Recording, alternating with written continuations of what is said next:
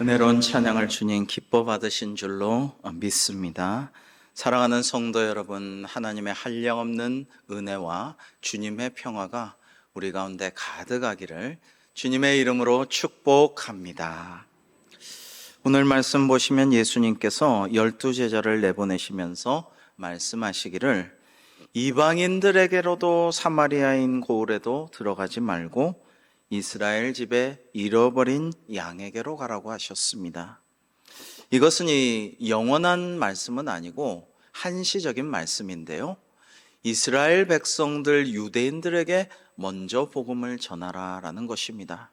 물론 나중에 온 세상 땅끝까지 세례 주고 제자 삼고 지상 명령을 발하셔서 세계 선교로 나아가도록 하셨죠. 그러나 마태복음 28장, 사도행전 1장 8절에 지상명령 전에 먼저 메시아를 기다리고 대망하고 택한 백성으로 율법과 말씀을 주셨던, 계시해 주신 유대인들에게 먼저 전도하라라고 하신 것입니다. 여러분, 이 말씀을 생각해 보면요, 정말 이 말씀대로 준행하려고 이방인의 사도로 세계 선교로 부르심을 받았지만 사도 바울도 첫째는 유대인에게요라고 했던 의미를 생각해 보면 우리 오늘날의 입장으로 볼 때는 가까운 데부터 전도해야겠다라는 것을 알 수가 있습니다. 물론 먼 곳에서 선교하고 처음부터 그렇게 하는 꿈을 가지고 한국교회가 나왔습니다. 그러나 우선은 가까운 데, 내 가족, 친지, 친구, 이웃, 동료, 관계전도, 그 다음에 우리 지역사회, 우리 지역에 있는 이들을 위해서 전도해야겠다라는 것을 새삼 깨닫습니다. 7절에는 가면서 전파하여 말하되 천국이 가까이 왔다고 하셨습니다. 가면서 전파란 말씀을 어디로 가든지 복음을 전하고 또 복음 전하며 어디든지 가라는 의미입니다. 우리가 주님의 사역자들로서 어디를 가든지 잃어버린 영혼들을 만나게 됩니다. 저는 군에서도 정말 갈급하고 하나님이 위로해 주시고 소망 주시기를 바라는 그런 영혼들을 많이 만났고요. 어디를 가든지 정말 그런 사람들이 많이 있다는 것을 우리가 알 수가 있죠. 그때마다 때를 얻든지 못 얻든지 우리는 전도하고 주님의 구원의 능력을 선포하고 사랑의 복음을 전해야 하겠습니다. 여기서 전파하여에 해당하는 헬라어 성서 원어는 케리소라는 말인데요. 공적 차원에서 널리 전하다, 선포하다, 전쟁이 일어났다라고 포고하듯이 긴박하고 분명한 어조로 선언하고 선포하라라는 것입니다. 신학적으로 유명한 그 말로 이 선포의 내용을 캐리그마라고 합니다. 캐리그마는 천국이 가까이 왔다, 주님의 나라가 기습적으로 도래하여 우리에게 찾아올 것이다 라는 말씀입니다. 제자들이 선포해야 할 이 선언, 캐리그마, 하나님 나라가 가까이 왔다는 앞서서 세례 요한이 먼저 선포했고 주님도 그것을 강력하게 외치셨으며 제자들에게 그것을 전하라고 하신, 명령하신 말씀입니다. 그런데 유대인들이 오늘 말씀처럼 먼저 잃어버린 양들로서, 이스라엘 집에 잃어버린 양들로서 주님께서 먼저 우선순위를 주고 배려하시고 생각하셔서 제자들을 먼저 보내셨어요. 그러나 우리는 알고 있습니다. 저들은 기회를 놓쳤어요. 예수님을 하나님의 아들로서 구세주로서 그리스도로 인정하지 못하고 믿지 못하여서 먼저 복을 받고 영생복락 누리고 세계 선교의 역군이 될 기회를 유대인들은 놓쳐버리고 그들의 천국 상속권은 우리나라를 비롯한 이방 세계로 넘어가게 되었습니다. 아직도 유대인들은 그 복음을 제대로 받아들이지 못하고 살아가고 있죠. 기회를 놓친 것입니다. 여러분, 고대 그리스의 한 거리에 특이한 모양의 동상이 서 있었습니다. 자, 한번 상상해 보십시오. 앞머리에만 머리숱이 아주 풍성해요. 치렁치렁합니다. 뒷머리는 아주 매끌매끌 반질반질한 대머리입니다. 발에는 날개가 달려 있고요. 손에는 저울과 칼을 들고 있습니다. 동상 아래에는 이런 글이 새겨져 있습니다. 한번 보시면요. 그대의 앞머리가 무성한 이유는 문답식으로 되어 있는데 사람들이 쉽게 날 알아보지 못하도록, 뒷머리가 대머리인 이유는 내가 지나가고 나서 사람들이 붙잡지 못하도록, 발에 날개가 달린 이유는 최대한 빨리 사라져 버리려고, 칼과 저울을 들고 있는 이유는 칼처럼 단호하게, 저울처럼 정확하게 판단하라고. 자, 그럼 그대의 이름이 뭐요? 내 이름은 기회요 라고 말했다라고 합니다.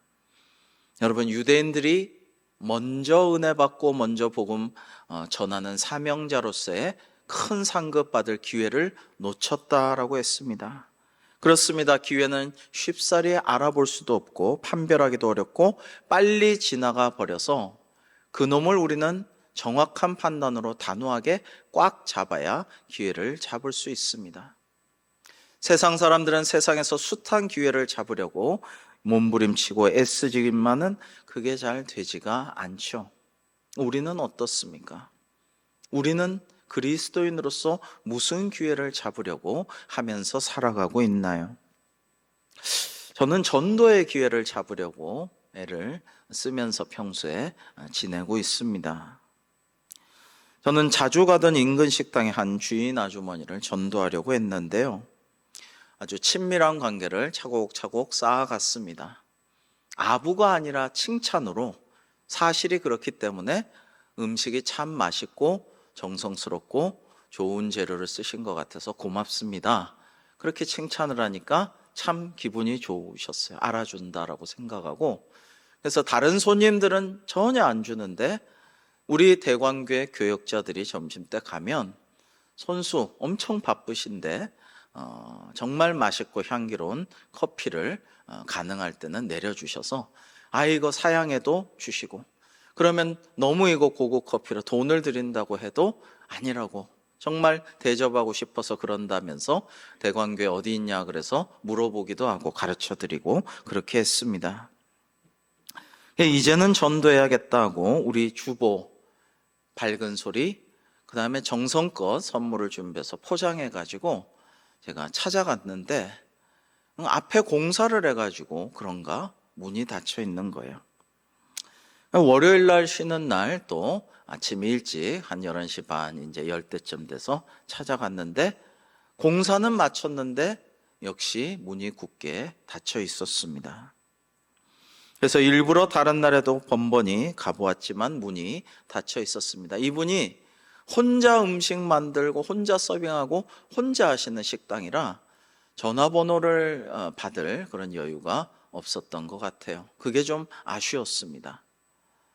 사실은 그저께도 가보고 어제도 가봤는데 간판은 그대로인데 문이 닫혀 있고 커튼까지 쳐져 있었습니다. 너무 아쉽다. 언젠가 기회가 있겠지만 당분간은 어렵겠구나. 폐업하신 것 같다 이런 생각이 들어서 안타까웠습니다. 여러분, 전도에도 때가 있고 선교에도 때가 있고 우리가 하는 모든 일에는 때가 있음을 하나님께서는 구약 성서에서 또 신약에서 여러 가지로 우리에게 말씀하고 계십니다. 특별히 이런 말씀도 하시죠. 세월을 아끼라 때가 악하니라. 그러므로 어리석은 자가 되지 말고 오직 주의 뜻이 무엇인가 이해하라. 자, 지금 때가 악한데 어리석게 굴지 말고 바보같이 살지 말고 주님의 뜻이 무엇인가를 이해하라라는 것입니다. 그 의미는 무엇일까요? 그것은 우리가 이해해야 할 오늘날 이 세월에 주님의 뜻은 전도하라라는 것입니다. 우리 디모데후서 4장 2절 말씀을 같이 읽어보실까요? 시작. 너는 말씀을 전파하라. 때를 얻든지 못 얻든지 항상 힘쓰라. 아멘. 그렇습니다. 일을 이루시는 주님의 때가 있습니다. 열심히 전도하고 바람도 맞고 추운 아침 기다렸는데 철석같이 약속했는데 안 나와버리고 전화도 안 받고 그렇게 애를 먹이다가 어느 순간에 생각지 못한 내가 지쳐있을 때 슬그머니 전화해서 이제 좀 나가볼까? 그래서 오는 경우가 있습니다. 지난번에 저도 그랬어요. 여러분, 그런데요, 또 어떤 분은 정말 열심히 공을 들여서 내가 전도해야지, 앞으로 이분은 시간 좀 걸리겠지 하는데 생각보다 일찍 너 무슨 말 할지 알아. 나 교회 나갈 거야. 내일 보자. 걱정하지 마. 이제 난 나가기로 했어. 이러면서 성큼 다가오는 경우도 있습니다. 주님의 때, 주님의 방식은 우리가 알 수가 없죠. 그런데 우리는 우리 입장에서는 때를 얻으나 못 얻으나 모든 뒷일을 하나님께 맡기고 성령님께서 주장해 주시면 아무리 강팍하고 딱딱한 사람도 인도해 주시려니 생각하면서 우리가 할 일은 오직 그저 전도하는 일인 줄로 믿습니다. 전도는 내 능력으로 하는 게 아닙니다. 내 경험으로, 내 지식으로, 내 매력으로, 내 부유함과 권세로 하는 것이 아니에요. 전도는 하나님의 능력 의지하고 내 입술을 주장하신 성령님 의지하고 오직 말씀에 순종해서 나아가는 것이 전도입니다. 우리 오늘 말씀 8절을 같이 읽어 보실까요? 시작. 병든 자를 고치며 죽은 자를 살리며 나병 환자를 깨끗하게 하며 귀신을 쫓아내되 너희가 거저 받았으니 거저 주라. 아멘. 자, 병든 자를 고치면은 신체적인 치유죠. 병든 자. 그 다음에 죽은 자를 살리면은 죽어 있는 자가 살아 있는 자로 소생해요. 이거는 존재 자체가 바뀌는 거예요. 존재론적인 치유입니다. 그리고 문둥병자, 나병 환자는 어떻게 해요? 가서 제사장에게 보이고 깨끗함을 선언받고 사회로 복귀해라. 종교적이고 사회적인 치유라고 할 수 있습니다. 귀신 들린 자, 귀신을 쫓아내신 것은 영적이고 정신적인 치유죠. 예수님께서는 천국이 이미 왔고 예수님을 통해서, 그리스도를 통해서 하나님 나라에 다스리시는 하나님의 역사가 일어남을 목도하게 기적을 베푸셨습니다. 이 네 가지 기적의 의미는 하나님 나라가 이미 왔다라는 것을 보여주시고 증명하신 것입니다. 여러분, 그리고 제자들에게도 예수님께서 이런 권능을 주셨어요. 왜? 전도하라고, 하나님 나라를 전하고 확장시키라고 이러한 권능을 주셨습니다.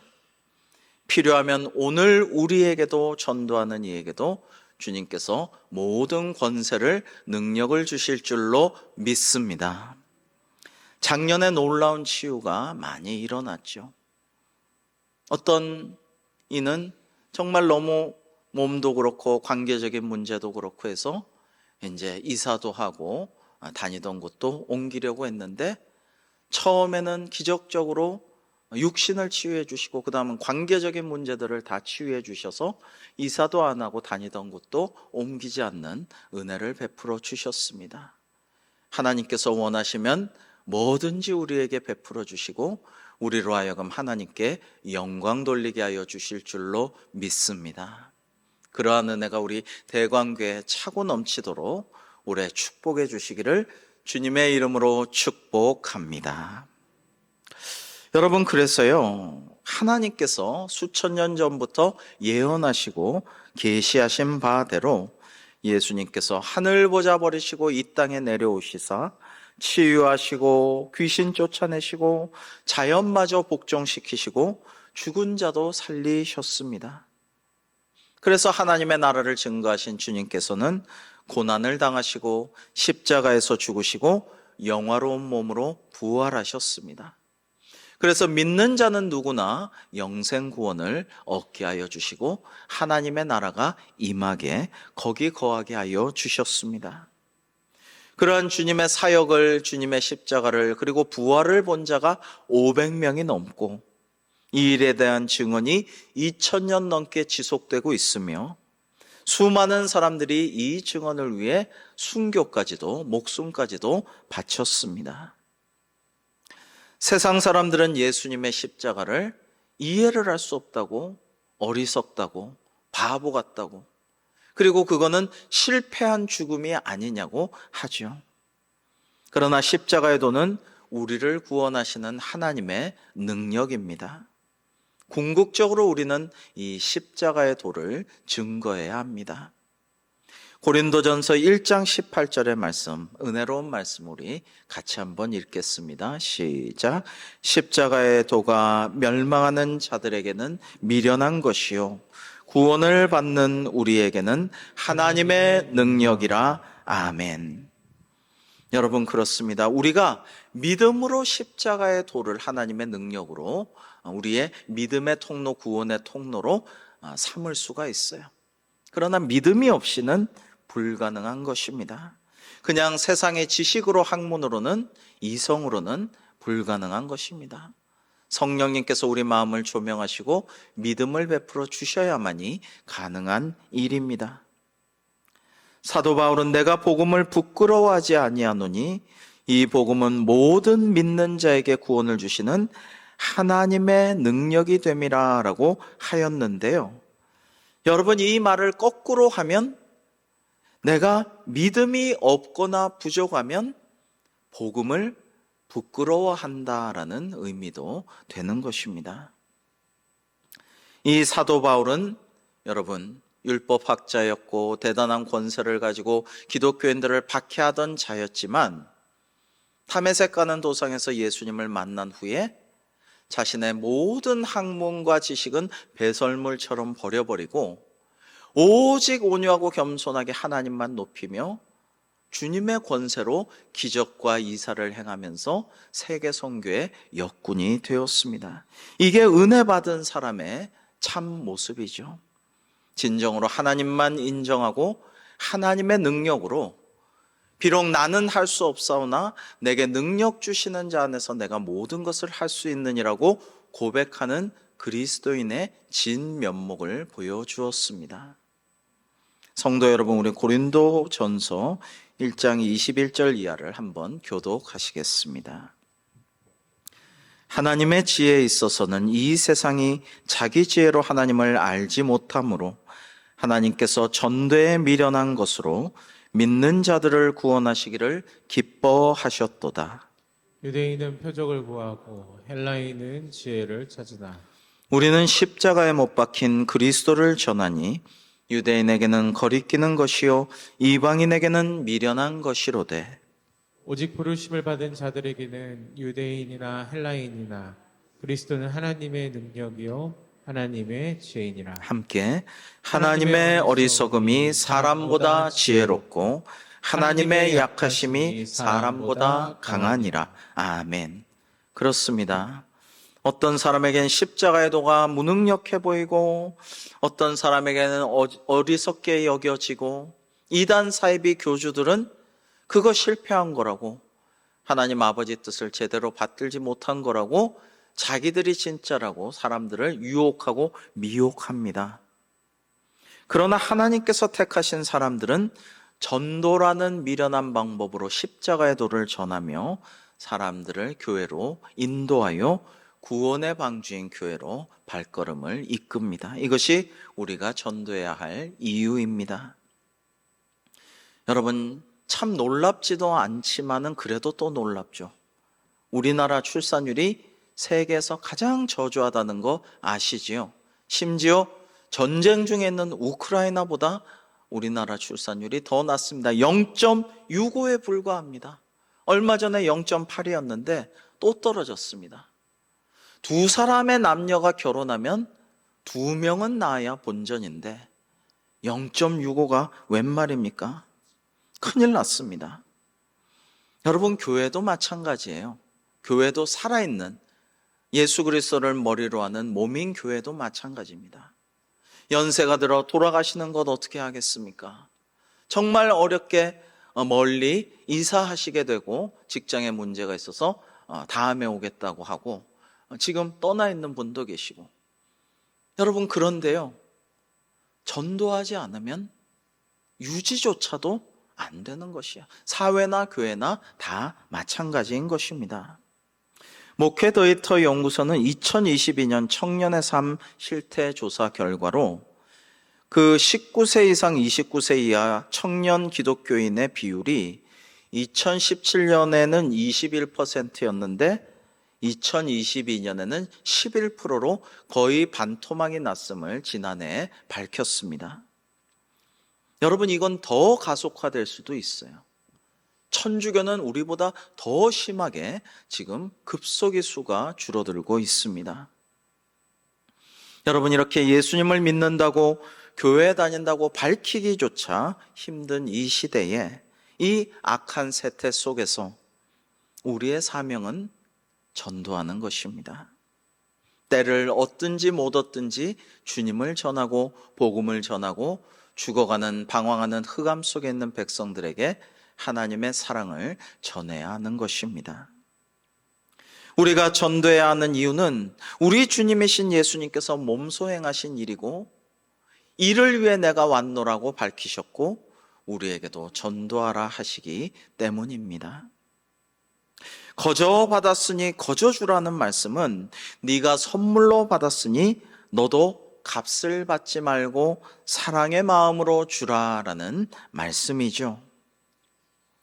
여러분, 지난 추석도 올해 설에 참 뉴스를 보고 야, 이건 좀 너무 안타깝다, 아니다, 너무 예의 없고 실례다 이런 생각을 했습니다. 뭐냐면 대통령께 받은 선물을 당근마켓에 파는 그런 사람들이 왕왕 있다라는 것입니다. 정성껏 포장해서 나름 귀한 우리 토산물 이런 것들을 사인해 갖고 편지 써서 줬는데 그것을 당근마켓에 팔다니 참 고약하다 이런 생각을 합니다. 적어도 거저 받았으면 자기가 하고 싶지 않다면 남에게 주기라도 하지, 그걸 당근마켓에 내놓다니요. 거저 받았으니 거저 주라는 말씀은요, 사실 우리가 생각해 보면 우리가 전하는 복음도 그 복음의 능력도 권세도 그리고 우리가 받은 은사도 우리의 입술도 우리의 시간도 우리의 물질도 우리의 발걸음 건강 모든 것이 하나님께서 주시고 우리의 주님 되신 하나님께서 사용하시는 것이기 때문입니다. 여러분, 그래서요, 이제는 사실 우리가 옛사람을 죽고 새사람으로 거듭난 우리는 사실 남아있는 영생복락이 남아있는 천국 시민의 삶은 덤으로 주어진 거예요. 옛사람은 죽었고 나는 이제 주님 따라서 주님의 명령대로 살아가야 하는 종의 존재로서 더 이상 내 생각과 내 마음과 내 뜻을 주장하면서 살아가는 것이 아니라 우리 주님 되신 하나님의 뜻대로, 그러니까 내 뜻대로 마시고 아버지의 뜻대로 하옵소서라는 예수님의 기도를 본받아 그리스도를 본받아 살아가는 것이 우리 그리스도인의 바른 삶의 자세라고 할 수가 있습니다. 여러분, 니코스 카잔차키스란 작가가 있습니다. 히라빈 조르바, 그리스도 최후의 유혹, 예수 십자가에 다시 달리다 등을 쓴 정말 까미도 나보다 100배는 뛰어난 가장 위대한 예술가였다라고 했고요. 그가 러시아인의 이름으로 카잔초프스키란 이름을 가졌다면 톨스토이나 도스토예프스키와 비견될 사람이었다라는 평가를 받는 그의 영혼의 자서전이란 책에는 이런 기도문이 나옵니다. 참으로 한번 음미해 볼 만한 기도문이라고 생각이 됩니다. 3가지의 영혼, 3가지의 기도인데요. 첫째, 나는 당신의 손에 쥔 활이옵니다. 주님이시여, 내가 썩지 않도록 나를 당기소서. 둘째, 나를 너무 세게 당기지 마소서. 주님이시여, 나는 부러질지도 모릅니다. 셋째, 나를 힘껏 당겨주소서. 주님이시여, 내가 부러진들 무슨 상관이겠나이까? 라는 기도입니다. 사랑하는 성도 여러분, 이 기도대로 우리는 이제 주님의 뜻대로 주님의 마음대로 하여 주시는, 주님의 명령에 순종하고 말씀대로 살아가는 존재로서 전도해야겠다라는 다짐을 새롭게 봅니다. 호스피스 운동의 선구자였던 엘리자베스 퀴블러 로스의 인생 수업이란 책이 있습니다. 저자는 말기 환자, 곧 죽을 환자 500명과 인터뷰를 통해서 이제 곧 죽음을 앞둔 사람들이 남긴 가장 소중한 교훈이 이거라고 말합니다. 그것은 생의 마지막 순간에 간절히 원하게 될 일, 그것을 지금 하라라는 것입니다. 내가 곧 죽음을 맞이하게 된다면 뭐 대단한 것을 생각하지 아니한다라고 합니다. 사랑하는 사람을 다시 한번 만나고 싶고, 다시 한번 그리운 사람을 보고 싶고, 눈을 마주치고 싶고, 안아주고 싶고, 안기고 싶고, 내가 용서하지 못했던 사람 용서하고 싶고, 내가 용서받지 못했던 사람에게 용서받고 싶고, 그리고 한 번이라도 둘이 같이 거닐고 식사도 하고 웃을 수가 있었다면 그런 것들을 후회하고 또 그런 것을 바란다라는 것입니다. 사랑하는 성도 여러분, 오늘 우리가 후회 없이 해야 할 그리스도인의 사명은 무엇입니까? 하나님의 말씀대로 값없이 우리에게 주신, 그러나 너무나도 값지고 세상에서 가장 위대한 구원의 복음을 값없이 받은 우리가 거저 받았으니 우리 가족 중에, 친지 중에, 친한 친구 중에, 또 우리 지역 주민들, 이웃들에게 그 복음을 거저 전할 수 있다면 후회가 없고 기쁘고 하늘의 상급이 크지 않겠습니까? 그러한 소망을 가지고 기도하며 짙은 전도의 발걸음으로 우리 함께 나아가는 대광교회가 되기를 주님의 이름으로 축복합니다. 기도하겠습니다. 하나님 아버지, 2024년의 봄을 맞이하는 3월의 첫 주일인 오늘, 하나님께서 저희들에게 전도하라 하셨사오니 그 말씀에 순종하여 구원의 복음을 인근 지역의 많은 이웃들에게 전하고 값없이 주신 가장 값진 거저받은 구원의 소식, 기쁜 소식을 거저 전하여 많은 이들을 옳은 대로 돌아오게 하고 죽어가는 이들, 헤매는 이들을 구원의 방주인 교회로 인도하게 하여 주셔서 하나님께 칭찬과 상급을 받고 영원한 복을 누리는 저희 대광교회가 되게 하여 주시옵소서. 예수님의 이름으로 기도하옵나이다. 아멘.